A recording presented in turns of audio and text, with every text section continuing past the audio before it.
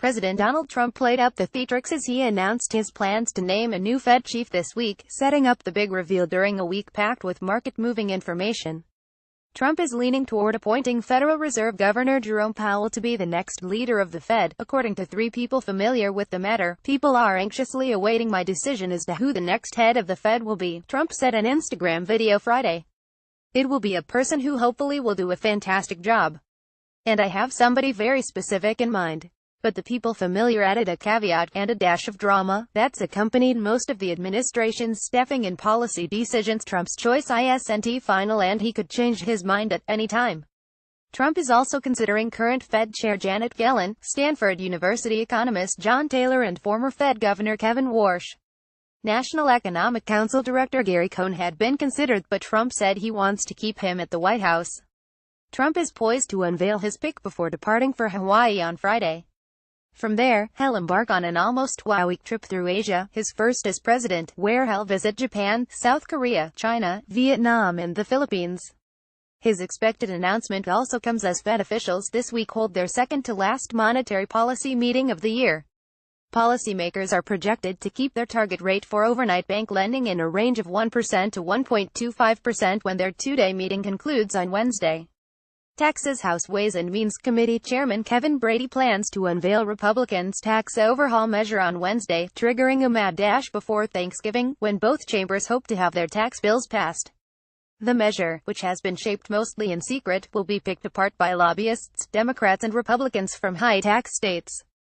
Brady sought to appease those lawmakers in his party by announcing on Saturday the bill would keep in place a popular break for property taxes.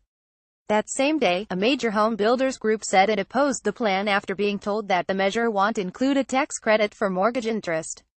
Lawmakers will also look to the draft bill for clarity on 401k contributions, the size of the child tax credit, and where income brackets will be set.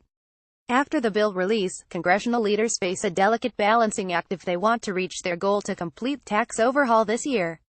The Senate could release its bill next week, according to Senate Majority Whip John Cornyn.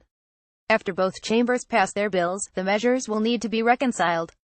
Mueller probe. Any momentum Trump was hoping for this week on his agenda could be stymied by developments in the federal probe into Russian meddling in the 2016 election, but the White House insists it isn't fussed. The first charges from special counsel Robert Mueller's investigation could be announced as soon as Monday, according to multiple reports, while it's unclear who's implicated.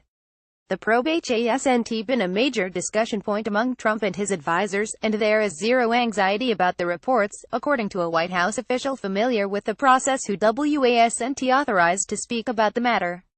The question of whether or not Trump would or could pardon those who might be involved came up on weekend talk shows, with the president's supporters and critics alike debating if he could employ that power. Trump has asked advisors if he could pardon aides, family members and even himself in connection with the probe, The Washington Post reported in July, citing people familiar. A pardon wouldn't necessarily be an admission of guilt, but any pardon would significantly hurt Mueller's investigation.